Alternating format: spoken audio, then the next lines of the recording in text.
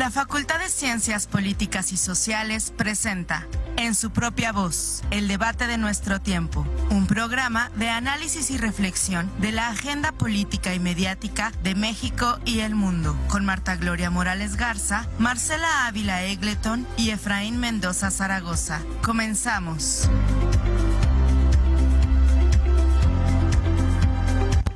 Buenos días.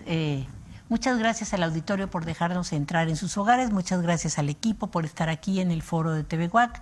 Hoy tenemos un invitado especial, un experto, un estudioso del tema de la legalización, de los temas de narcotráfico, etcétera, que además, para fortuna de la universidad y de la facultad, da clases en nuestra facultad, el doctor Domingo Chevanini.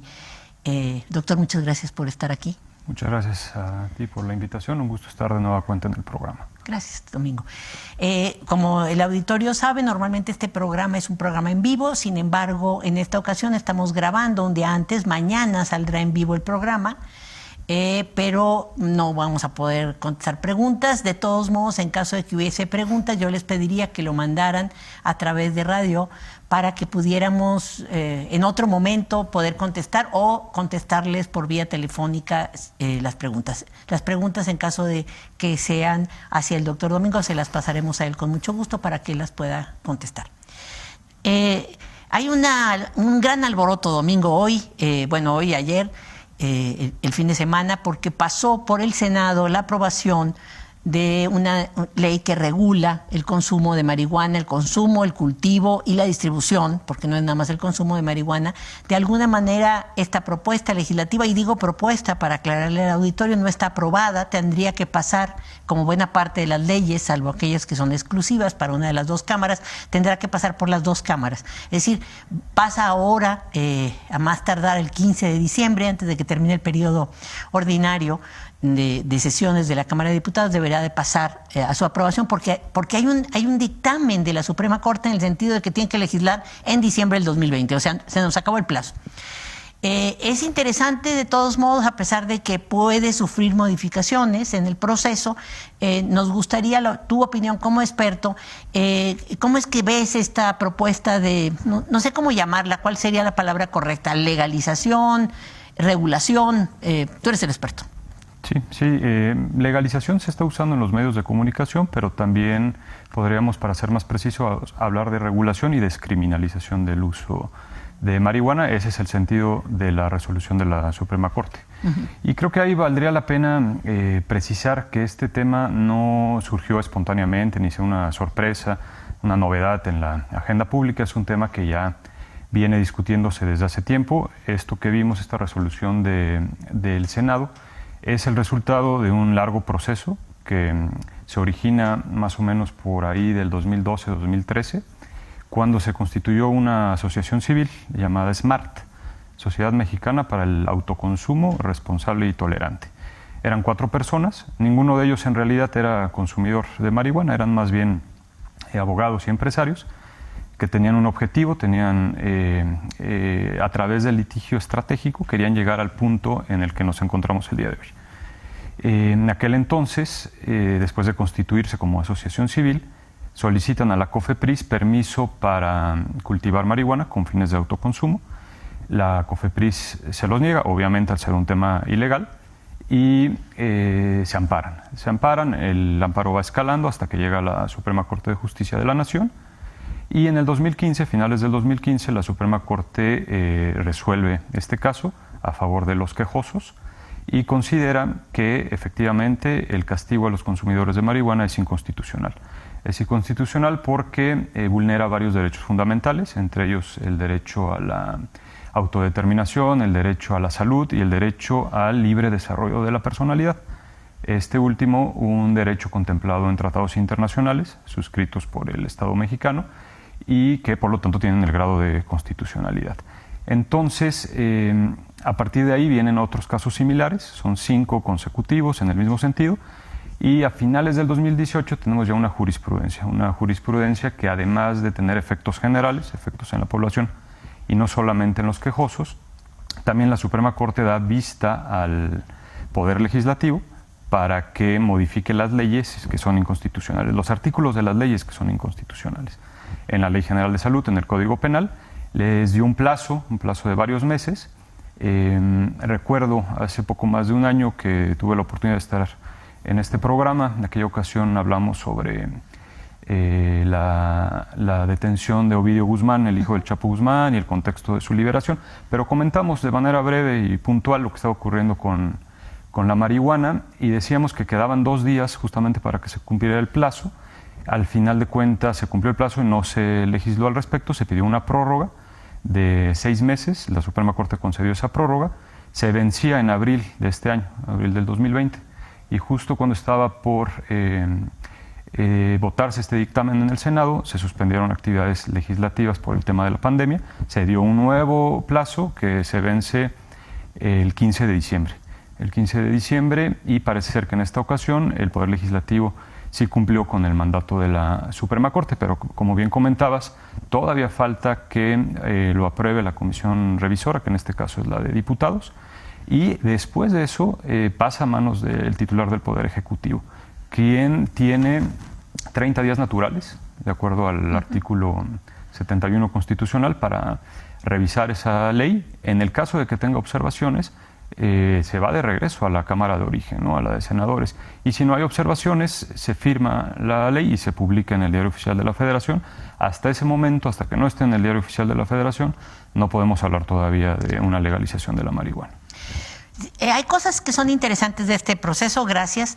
Uno de ellos es que hay muy pocas reformas constitucionales y más, no son constitucionales, reformas legales que se aprueban por una pluralidad de representantes de todos los partidos, incluido el PAN, quiero mencionar el incluido, sobre todo en estos últimos 2 años, que buena parte han sido aprobadas básicamente con el apoyo de Morena. Sin embargo, es muy interesante que el tema de la que le quitan lo criminal al consumo de las drogas, parece que atrapó la atención. Sin embargo, hay al menos 3 cosas que se mencionan como justificación de la legalización. Y me gustaría que opinaras al respecto. Bueno, me parece que hay un argumento que tiene que ver con un derecho y que tú lo has mencionado como parte de la propia mandato de la Suprema Corte, pero más allá de este asunto del derecho, estaría un tema de alguna forma vincular la restricción al consumo como uno de tantos detonadores de la violencia, sobre todo en los circuitos del narcotráfico, y como un tema económico. Entonces estarían como esos 3 temas que fueron los que yo medio revisé. Como tú sabrás, el dictamen de los senadores son 371 cuartillas. No terminé de leerlo, pero siempre me gustan los antecedentes, porque ahí plantean como el espíritu, ¿no? Así lo leo yo siempre, como el espíritu. ¿Qué opinas? Sí, cuando el Poder Legislativo tiene, digamos que, la obligación de atender el mandato de la Suprema Corte, se empiezan a presentar varias iniciativas.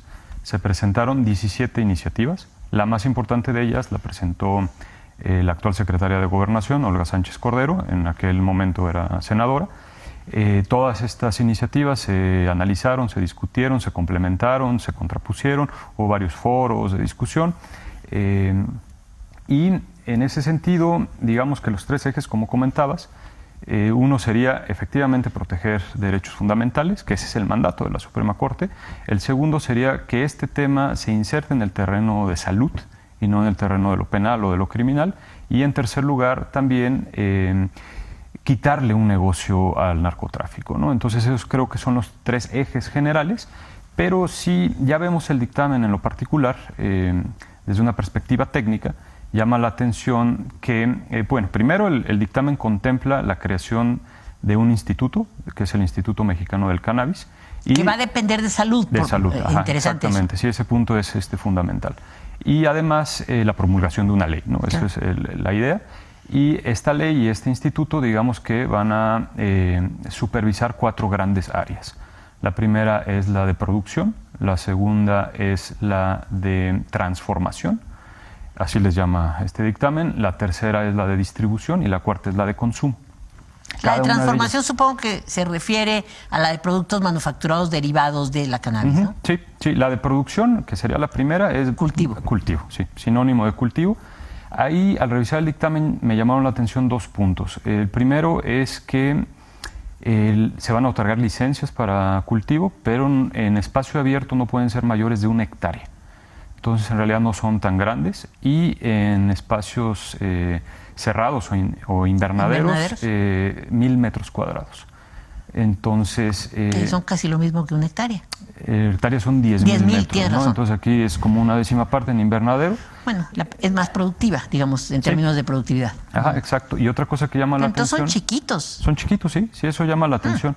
Y que el 40% de las licencias debe de ir dirigida obligatoriamente a campesinos mexicanos, a comunidades indígenas, dándole prioridad a aquellas que han sido vulneradas por el tema del narcotráfico, por inseguridad, por violencia y crimen organizado. El segundo punto, el de transformación al que te referías, pues esos cultivos se van a transformar en distintos productos, ¿no? Ahí tenemos 3 grandes áreas. El cáñamo industrial, que es un tema muy distinto al de la marihuana recreativa. El cáñamo industrial sería el primero, el segundo sería el cannabis farmacéutico, y el tercero sería el de la marihuana con fines lúdicos o recreativos. Son 3 áreas muy distintas. Y luego viene el tercer... Perdón, ¿podrías profundizar en el primero? En el de producción, en el de transformación. No. Tú dices que son 3 áreas, bueno, directamente el de consumo recreativo, el de cannabis, y el primero, ¿qué es? Porque es que estuve leyendo, y a lo mejor estoy interpretando mal porque no es mi tema, que se puede de la producción de la marihuana, como nosotros la conocemos, pero del cannabis, producir algo similar al PET, como un plástico, y también forraje. Sí. ¿A eso te refieres? Sí, totalmente. Okay. Sí, ahí, contestando tu pregunta, y si se me permite el apunte histórico, el cultivo más común desde las primeras civilizaciones en la antigua China, 3000 a.C., hasta las primeras prohibiciones en la primera mitad del siglo XX, el cultivo más común, el cultivo no alimenticio más común en el planeta fue el cáñamo. Se usaba para producir fibra textil, fibra que se usaba para ropa, para cuerdas, para tela, para papel y como alimento, ¿no? También. Entonces, pues ahí hay un potencial gigantesco que no se ha aprovechado porque la mayoría de las legislaciones confunden lo que es el cáñamo con lo que es la marihuana. Pero es la misma planta. Es el mismo género botánico, cannabis, pero son especies y variedades distintas. La semilla que se utiliza es distinta. En la ley está clasificada básicamente como lo mismo, pero digamos que esta semilla, cuando se siembra, lo que tenemos es una planta, en el caso del cáñamo, es una planta de 4 o 5 metros de altura, que no produce flor con resinas psicoactivas ni medicinales, pero que tiene un tallo muy grueso, que es el que se utiliza justamente para la producción. ¿Y estaba prohibido también ese? También ese. Sí. O sea, como de arrasaron con todo. Sí, increíblemente, ¿no? Increíblemente. Sí, digo, porque para mí no era claro. Qué bueno. Sí. Y bueno, entonces también está el tema de transformación en productos medicinales. Al igual que con el cáñamo, para ese tipo de variedades se necesitan otras semillas que producen una variedad que no tiene tanta sustancia psicoactiva, o de hecho no tiene sustancia psicoactiva, tiene muchos componentes cannabinoides, se conocen en la planta, entre ellos THC, CBD. El THC es el único psicoactivo y el CBD es uno de varios que tienen potencial medicinal y que no producen ningún efecto, ¿no? Y son los que, digamos, se usan para bajar el dolor cuando enfermos terminales. Exacto, y otro tipo de trastornos, muchas enfermedades. Entonces son 3 plantas en realidad. Sí, o sea, porque provienen de 3 semillas diferentes. Sí. Pero de alguna forma la criminalización la había arrasado con las 3. Qué interesante. Sí, entonces creo que ese es uno de los puntos más interesantes. Claro. Diferenciar de los 3 tipos de cultivo, y ahí hay un potencial gigantesco en materia económica, ¿no? Aunque sea 1 hectárea. Pregunto porque me pareciera que por la primera parte en que tú enfatizas, que me gustó, que es la ley está pensada para los campesinos y para los campesinos afectados por lo menos un 40%. Pero para todos, no se puede producir a cielo abierto más que 1 hectárea o 10,000 metros en el caso de 1,000 metros cuadrados en el caso de un invernadero. ¿Es poquito o es no tengo poco, idea? Pero el dictamen justamente precisa esas limitaciones para el caso de cannabis que se va a usar con fines recreativos. Okay. Para fines industriales y medicinales todavía no se establecen los lineamientos. Okay. Entonces ahí hay todavía un espacio, ¿no? Todavía hay un espacio. Y bueno, nada más retomando, entonces decíamos que el dictamen contempla producción, contempla transformación, que sería esto, contempla distribución, que es básicamente cómo se van a distribuir los productos industriales, que no hay mayor problema, cannabis medicinal con pues, las reglas de la industria farmacéutica, y el detalle está cómo se va a distribuir la marihuana con fines recreativos y lúdicos. Que en el caso, por ejemplo, de Canadá o de Ámsterdam, que serían dos casos enigmáticos al respecto, pues hay tiendas donde uno entra a fumar y compras ahí la marihuana, ¿no? Sí, y el dictamen básicamente establece establecimientos muy similares a los coffee shops en Holanda, a los dispensarios en Estados Unidos y Canadá, que sería ya el tema del consumo, ¿no? Es un tema complejo este del consumo. Con esta parte del dictamen se atiende a la petición de la Suprema Corte de descriminalizar a los consumidores de marihuana y se les dan 3 rutas de acceso a la marihuana. El primero es los dispensarios, los establecimientos a los cuales puede acudir el individuo mayor de edad, entra y ahí va a haber una serie de variedades de cannabis, va a poder comprar para consumir en ese lugar o va a poder comprar para llevársela a su casa, hasta 28 gramos. En ese lugar tampoco quedan claros todavía los lineamientos. 28 gramos, ¿cuántos son? ¿Como una cajetilla de cigarros? Más o menos, sí, es una onza. Un cigarro más o menos es medio gramo. Estamos hablando de más o menos 50 cigarrillos. Es una cajetilla o más. Sí. Sí, y bueno, en esos lugares no se va a vender bebidas alcohólicas. Todavía quedan pendientes varios puntos específicos. Por ejemplo, ¿cuántos va a haber por estado, por ciudad, por municipio? ¿Qué papel van a jugar municipios, estados en la regulación y en la fiscalización de estos establecimientos? ¿Y los impuestos tampoco queda claro quién los cobra? No, todavía no. Justo ahí hay también todo un tema pendiente. Y bueno, esa sería la primera ruta de acceso. La segunda, el individuo va a poder cultivar en su casa. ¿Hasta 8 plantas? Hasta 6 plantas, tengo entendido. Bueno, puede haberme equivocado. Sí, 6, 4 plantas, sí, el individuo vive solo. En el caso de que viva con más personas, hay un máximo, me parece, de 6, pero hay que checar si son 6 o 8. Y pues es un tema polémico ese, ¿no? Porque pues van a estar ahí las plantas. La cosecha de esas plantas es para consumo personal, no pueden comercializarse y el consumo no se puede hacer en una casa en la que vivan menores de edad. También esto viene en el dictamen. Y la tercera ruta de abastecimiento para el consumidor sería la de los llamados clubes canábicos, que son asociaciones en las cuales se van a poder juntar de 2 a 20 personas que previamente debieron de haberse constituido ante notario como una asociación canábica, y ahí cada persona va a poder cultivar hasta 4 plantas. Entonces puede haber 80 plantas en un domicilio que está establecido, y el consumo es exclusivo para los miembros de esa asociación, no pueden comercializarlo. Y pues bueno, esas son las 3 rutas de abastecimiento. Las 3 son complejas operativamente y polémicas. Y para regularlas. Sí, exactamente. No pueden controlar las fiestas. A propósito, no, es que me parece que es como muy revelador, porque la gente dice que se prohíba tal cosa y que los castiguen. ¿Quiénes? ¿Cómo? O sea, ¿cómo se regula y cómo operas que haya una policía investigadora que vaya y supervise a las casas si tienes 4, 6 o 8 plantas? Es muy complicado. Sí. No existe un aparato, no existe aparato ni para quitar a los delincuentes, pues ahora regular esto, o sea, puede haber desorden, pero bueno, como platicábamos un poco antes de entrar al programa, la opinión de la sociedad está a favor y en contra, digamos, divididos, 60-40. Se han hecho muchas encuestas a lo largo de la historia, pero en este momento del dictamen hay mucho alboroto y me parece que las opiniones están divididas.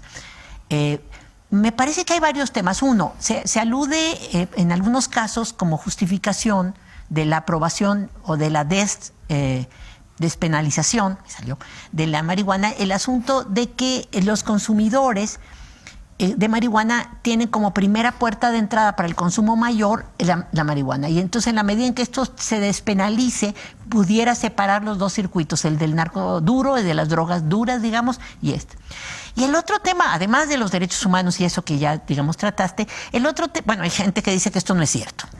no sé si tenemos bases suficientes, ahora nos da por opinar a todos y no sé si sabemos, pero bueno.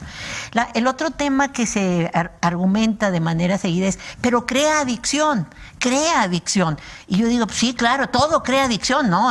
Platicaba, hasta la cafeína crea adicción y no es droga, pero bueno, por supuesto el alcohol, el tabaco, las medicinas, las aspirinas, el conjunto de cosas que nos tomamos por enfermedades o por, en fin, distintos tipos de tratamientos crean adicción. No sé por qué nos asusta tanto el asunto de que crea adicción y de que es una droga, cuando estamos rodeados de drogas que se venden en farmacias abiertas, porque ni siquiera sucede como en Europa, por ejemplo. En Europa no puedes comprar ningún tipo de medicamento si no ya traes receta médica. Aspirinas, cuando más. Pero todas las demás, ni siquiera para quitarte la gripa. Entonces, bueno, en este país se consume todo. Muy poquitas, muy poquitas están reguladas. Tienes que llevar receta. Entonces, ¿por qué? ¿Por qué tanto temor? Sí. Bueno, con respecto al primer punto, las encuestas... Perdóname. Sí. Nos quedan 5 minutos, según me informaron hace rato. Entonces, empieza a cerrar, porque tú eres el protagonista. Tú cierras. Gracias, doctora. Bueno, con respecto a la percepción social de este tema, llama la atención. Hay varias encuestas, pero la aceptación de cannabis medicinal es mayor del 80-85%. Cannabis medicinal. Pero curiosamente, con respecto a la legalización del uso recreativo, la desaprobación es del 70-75%. Hay varias cifras, ¿no? Unas hablan del 60%, pero en últimas semanas salió por ahí una encuesta del 75%. ¿Por qué? Pues es uno de los temas pues más enigmáticos alrededor de la marihuana, ¿no? De lo bueno y lo malo, es que tenemos una tabla de moral muy rara. Sí, exactamente. Sí. O sea, está bien curarte, pero no está bien divertirte. Ajá, exactamente. Es una moral rara. El estigma que carga la planta pues va un poco en el sentido de que provoca adicción, como dices. El uso en adolescentes y en juventud, que ha traído otro tipo de problemas, también está esa idea en la sociedad, que no es del todo incierta, ¿no? Es una planta potencialmente peligrosa. Y bueno, a grandes rasgos podemos decir que podemos estar de acuerdo, podemos no estar de acuerdo en este tema, pero al final de cuentas creo que lo que ocurrió, lo que está ocurriendo con este dictamen es que invita a la sociedad a un diálogo un poco más inteligente sobre el tema, ¿no? Que no hemos, en materia de drogas, no lo hemos tenido como sociedad en las últimas décadas. Creo que esto nos obliga como sociedad justamente a llevar este tema al terreno del diálogo racional, haciendo a un lado la desinformación, haciendo a un lado los prejuicios morales, haciendo a un lado la descalificación social, y más bien tener ahora un diálogo en el que impere la evidencia científica, en el que impere la tolerancia y el respeto a las libertades individuales, ¿no? Claro. Y bueno, pues en este sentido creo que pues este tema nos dará mucho de qué hablar. México se suma a una corta lista de países que han hecho esto. El primero fue Holanda a finales de los 70, después Uruguay 2013, Canadá 2018 y ahora México 2020 o 2021. Otros estados de Estados Unidos también lo habían hecho. Colorado, creo. Colorado, son 14 ya los que permiten el uso recreativo. Todos prácticamente ya permiten el uso medicinal en Estados Unidos, 14 el uso recreativo, 3 más se sumaron ahorita en las elecciones que hubo voto de iniciativas. Y pues tenemos todo este bloque norteamericano, ¿no? Canadá, casi todo Estados Unidos y México que tienen esta regulación permisiva. Y que es importante pensar que México se sume, más allá del mundo, que se sume en este circuito porque pues justamente vendemos y consumimos droga que va y viene de Estados Unidos. Sí, totalmente. Y bueno, pues este tema no va a resolver el problema del narcotráfico ni de cerca. Era una variable pequeña en la gran industria del narcotráfico, donde hay otro tipo de drogas, cocaína, metanfetamina y fentanilo, son las 3 que actualmente tienen monopolizado el mercado, pero pues bueno, gracias otra vez por la invitación al programa, doctora. No, siempre estarás invitado. Yo creo que quedan algunos temas. Este con el que cerraste de esto no va a evitar la violencia y el narcotráfico, creo que deberíamos darle un tema, un programa, ¿te parece? Totalmente, cuando me invite. Bueno, muchas gracias al auditorio y nos vemos la próxima semana.